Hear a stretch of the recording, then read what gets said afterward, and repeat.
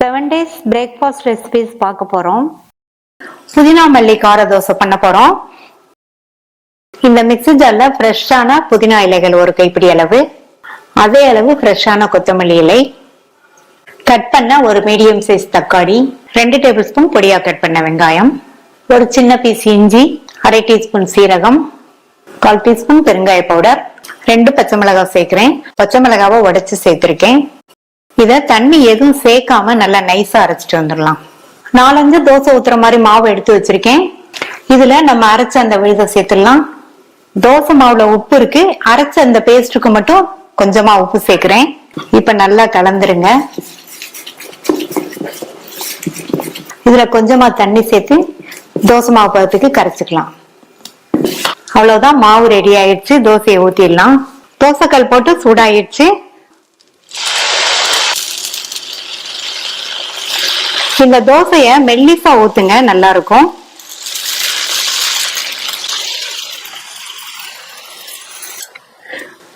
தோசைய சுத்தியும் தோசை மேலையும் எண்ணெய் சேர்த்துக்கலாம். தோசை அந்த சைடு வெந்ததும் திருப்பி போட்டுட்டு அந்த சைடும் வெந்ததுக்கு அப்புறமா எடுத்துட வேண்டியதுதான். தோசை வெந்துச்சு, எடுத்துடலாம்.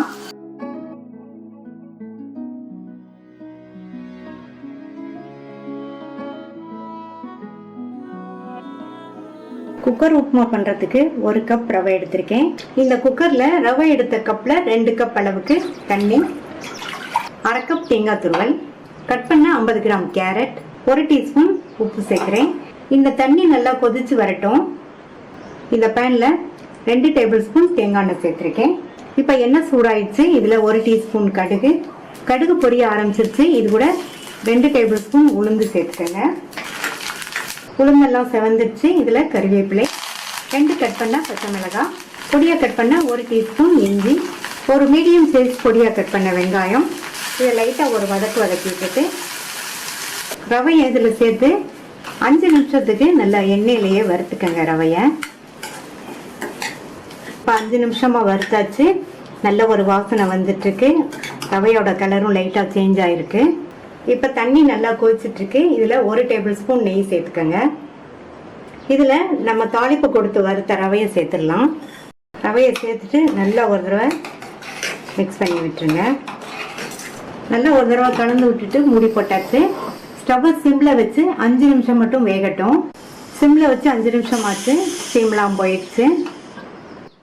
நல்லா கரெக்டா வெந்திருக்கு. உதிராகவும் இருக்கு, அதே சமயம் நல்ல சாஃப்டாகவும் இருக்கு. அந்த உப்புமா நல்லா சூப்பரா ஈஸியா பண்ணக்கூடிய குக்கர் ரவா உப்புமா ரெடி ஆயிடுச்சு. டேஸ்டியான பிரெட் ரவா டோஸ்ட் பண்ண போறோம்.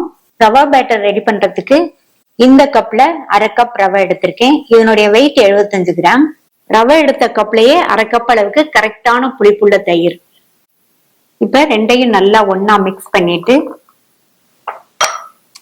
இது கூட 2 டேபிள் ஸ்பூன் பொடியா சாப் பண்ண வெங்காயம், 2 டேபிள் ஸ்பூன் தக்காளி, தக்காளியில் உள்ள விதைகளை எடுத்துட்டு கட் பண்ணிக்கங்க, 2 டேபிள் ஸ்பூன் கேப்சிகம், 1/2 இன்ச் அளவுள்ள இஞ்சி, ஒரு பச்சை மிளகாவை அதில் உள்ள விதைகளை நீக்கிட்டு கட் பண்ணிருக்கேன். இந்த மாதிரி விதைகளை எடுத்துட்டு சேர்த்தோம்னா நமக்கு டோஸ்ட் சாப்பிடும் போது ஸ்பைசியா இல்லாம சாப்பிடறதுக்கு நல்லா இருக்கும். 2 டேபிள் ஸ்பூன் கொத்தமல்லி இலை, 1/2 டீஸ்பூனுக்கு கொஞ்சம் கம்மியா டேபிள் சால்ட் சேர்க்கிறேன். இப்ப எல்லாத்தையும் நல்லா ஒன்னா மிக்ஸ் பண்ணிடலாம். எல்லா வெஜிடபிள்ஸையும் நல்லா பொடியா சாப் பண்ணி சேர்த்துக்கங்க. டோஸ்ட் பண்றதுக்கு பேட்டர் ரெடி ஆயிடுச்சு. மூடி போட்டு 5 நிமிஷம் ஊறிட்டு இருக்கட்டும். 5 நிமிஷம் ஆச்சு. இந்த பிரெட் ஸ்லைஸ் மேல நம்ம ரெடி பண்ண பேட்டரை வச்சு எல்லா பக்கமும் ஸ்ப்ரெட் பண்ணி விட்டுறலாம். 1 சைடு தான் ஸ்ப்ரெட் பண்ண போறோம். அடுத்து இன்னொரு பிரெட் ஸ்லைஸ்லயும் ஸ்ப்ரெட் பண்ணி வச்சு ரெடியா எடுத்து வச்சுக்கலாம். ஸ்டவ்ல பேன் போட்டிருக்கேன். பேன் மீடியம் ஹீட்ல இருக்கும் போதே நெய் சேர்த்துட்டு ஸ்டவ் லோ ஃப்ளேம்ல வச்சிருங்க. இப்ப நம்ம ரவா பேட்டர் டோஸ்ட் பண்ண பக்கம் அடிப்பக்கம் இருக்கிற மாதிரி வச்சிடணும். டோஸ்ட் ஆயிட்டு இருக்கும் போது இந்த மாதிரி லைட்டா மூவ் பண்ணி விடுங்க. எல்லா பக்கமும் நல்லா ஒண்ணு போல டோஸ்ட் ஆகி வரும். அடிப்பக்கம் கோல்டன் கலர்ல நல்லா டோஸ்ட் ஆயிருக்கு. இப்ப மேல கொஞ்சமா நெய் சேர்த்து ஸ்ப்ரெட் பண்ணி விட்டுருங்க. மெதுவா திருப்பி போட்டலாம். ஸ்டவ் லோ ஃப்ளேம்லயே இருக்கட்டும். இன்னொரு சைடும் கோல்டன் கலரா டோஸ்ட் ஆகி வர வரையும் இருக்கட்டும். கோல்டன் கலரா டோஸ்ட் ஆயிடுச்சு, எடுத்துடலாம். சூப்பரான டேஸ்ட்ல பிரெட் ரவா டோஸ்ட் ரெடி ஆயிடுச்சு.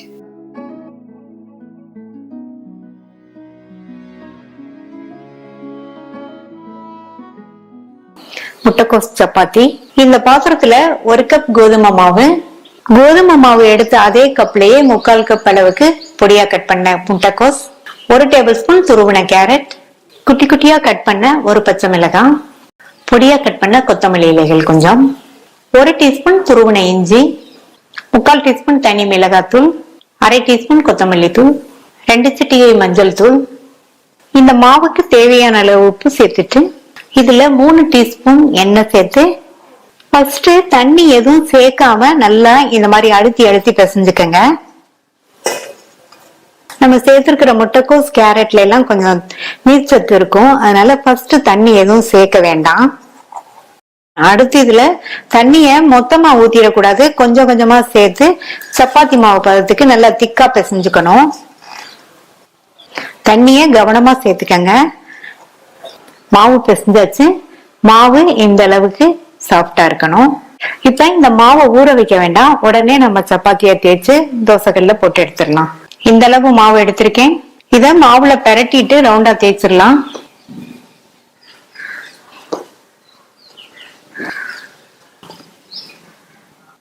இந்த அளவு திக்னஸ்க்கு தேய்ச்சிக்கங்க. இதே மாதிரி எல்லாத்தையும் தேய்ச்சு போட்டு எடுத்துடலாம். சப்பாத்தி போடுறதுக்கு கல்லு நல்லா சூடாயிடுச்சு. நல்லா சூடானதுக்கு அப்புறமா நம்ம தேய்ச்சி வச்ச சப்பாத்தியை வச்சுட்டு ஸ்டவ் மீடியம் ஃப்ளேம்ல வச்சிருங்க. இப்ப எண்ணெய் எதுவும் விட வேண்டாம். மேல எல்லாம் ட்ரை ஆனதுக்கு அப்புறமா எண்ணெய் அல்லது நெய் எது வேணாலும் சேர்த்துக்கங்க. இப்ப மேல எல்லாம் ட்ரை ஆயிருக்கு, அந்த சைடுமே சப்பாத்தி கொஞ்சம் வெந்திருக்கும்.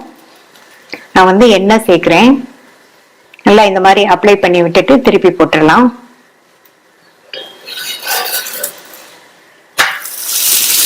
திருப்பி போட்டுட்டு இந்த சைடும் எண்ணெய் அப்ளை பண்றேன். இப்ப இந்த சைடு திருப்பி போட்டுடலாம். இப்ப 2 சைடுமே சப்பாத்தி வெந்துருச்சு, நம்ம சேர்த்த முட்டைக்கோசும் வெந்துருச்சு, எடுத்துடலாம். ஹெல்தியான டேஸ்டான முட்டைக்கோஸ் சப்பாத்தி ரெடி ஆயிடுச்சு.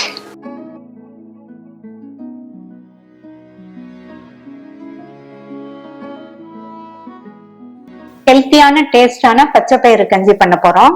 1 கப் பச்சரிசி, அரிசி எடுத்த கப்லயே 3/4 கப் பச்சை பயிறு. இத கழுவிட்டு தண்ணி சேர்த்து மூடி வச்சிடலாம். ரெண்டும் 1 மணி நேரம் ஊறிட்டு இருக்கட்டும். இந்த குக்கர்ல 1 மணி நேரம் ஊற வச்ச பச்சரிசியும் பச்சை பயிரையும் சேர்க்கிறேன். 4 பல் பூண்டு, கொஞ்சமா ஒரு 7-8 வெந்தயம், 1/4 டீஸ்பூன் மஞ்சள் தூள். அரிசி அளந்த கப்ல 5 கப் தண்ணி சேர்க்கிறேன். ஃபர்ஸ்டே நிறைய தண்ணி சேர்த்துட்டோம்னா குக்கர்ல பொங்கி வெளியில வந்துடும். இதுல 1/2 டீஸ்பூன் உப்பு சேர்த்துட்டு மிக்ஸ் பண்ணி விட்டுக்கலாம். நான் 1/2 டீஸ்பூன் சேர்த்திருக்கேன். அப்புறமா செக் பண்ணி பார்த்துட்டு தேவைப்படுற அளவு சேர்த்துக்கலாம். ஸ்டீம் வந்ததுக்கு அப்புறமா வெயிட் போட்டு மீடியம் ஃப்ளேம்ல 6ல இருந்து 7 விசில் வேக வச்சுக்கலாம். இந்த மிக்ஸி ஜார்ல அரிசி எடுத்த கப்ல 1/2 கப் தேங்காய் துருவல், 2 சின்ன வெங்காயம், சின்ன வெங்காயத்துக்கு பதில் கொஞ்சமா பெரிய வெங்காயம் சேர்த்துக்கிறதுனால சேர்த்துக்கலாம், 2 பச்சை மிளகாய். இத தண்ணி சேர்க்காம லைட் கோர்ஸா இருக்கிற மாதிரி அரைச்சுக்கலாம்.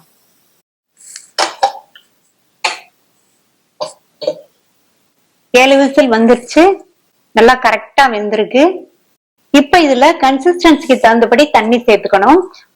சூடான தண்ணி சேர்த்துக்கங்க.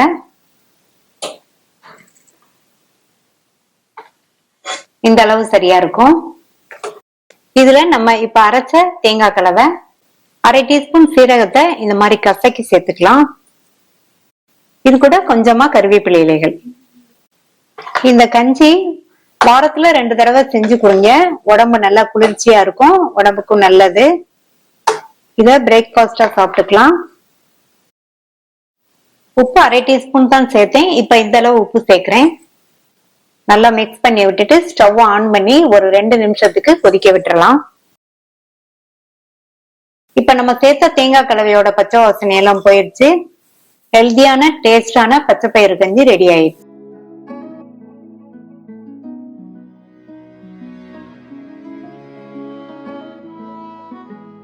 குக்கர் தக்காளி சட்னி பண்றதுக்கு இந்த குக்கர்ல 150 கிராம் கட் பண்ண தக்காளி, கட் பண்ண ஒரு பெரிய வெங்காயம், 4ல இருந்து 5 பல் பூண்டு, ஒரு சின்ன பீஸ் புளி, 2 டீஸ்பூன் தனி மிளகாத்தூள், 1/4 டீஸ்பூனுக்கு கொஞ்சம் கம்மியா மஞ்சள் தூள், இதுல தேவையான அளவு உப்பு சேர்த்துக்கலாம். இது கூட 1/2 கப் தண்ணி சேர்த்து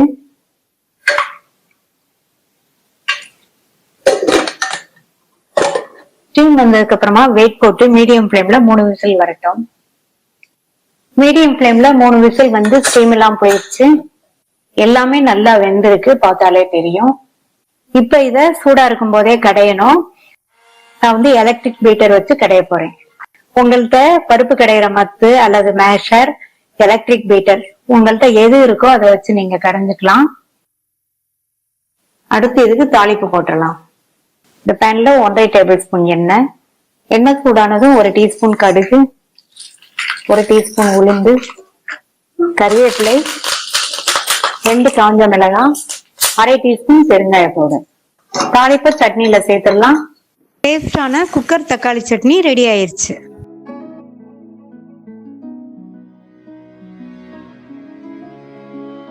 தக்காளி அவல் பண்றதுக்கு 1 கப் திக்கான அவலை இந்த பாத்திரத்துல சேர்த்துட்டு தண்ணி சேர்த்து 2-3 தடவை நல்லா வாஷ் பண்ணிட்டு அவல் முங்குற அளவுக்கு தண்ணி சேர்த்துட்டு 10 நிமிஷம் மட்டும் ஊற வச்சுக்கலாம். 10 நிமிஷம் ஆச்சு, அவல் நல்லா ஊறிடுச்சு. இப்ப இதில் உள்ள தண்ணியை வடிகட்டிடலாம். இதில் உள்ள தண்ணி வடிஞ்சிட்டு இருக்கட்டும். அடுத்து இந்த பேன்ல 1 டேபிள் ஸ்பூன் எண்ணெய் சூடாயிடுச்சு. அதுல 1/2 டீஸ்பூன் கடுகு பொரிஞ்சதும் அதுல 1 டீஸ்பூன் கடலை பருப்பும் 1/4 டீஸ்பூன் சீரகமும் சேர்த்து நல்லா பொரிய விட்டுருங்க. அடுத்து இதுல ஒரு சின்ன சைஸ் பெரிய வெங்காயம், குட்டி குட்டியா கட் பண்ண ஒரு பச்சை மிளகாய், இது ரெண்டையும் சேர்த்துட்டு லைட்டா வதக்கி விட்டுக்கோங்க. லைட்டா வதக்கியாச்சு. இது கூட கொஞ்சம் கறிவேப்பிலை இலைகளும் 1/2 டீஸ்பூன் இஞ்சி பூண்டு விழுதையும் சேர்த்து வதக்கிக்கலாம். இஞ்சி பூண்டு விழுதோட பச்சை வாசனை போக 1 நிமிஷம் வதங்கட்டும்.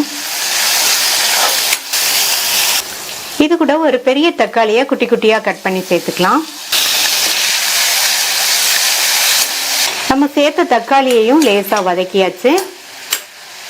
இது கூட 1/2 டீஸ்பூன் காஷ்மீர் சில்லி பவுடர், கொஞ்சமா 1/4 டீஸ்பூன் கொத்தமல்லி தூள், 1/4 டீஸ்பூன் கரம் மசாலா தூள், 1/4 டீஸ்பூன் மஞ்சள் தூள், இதுக்கு தேவையான அளவு உப்பு.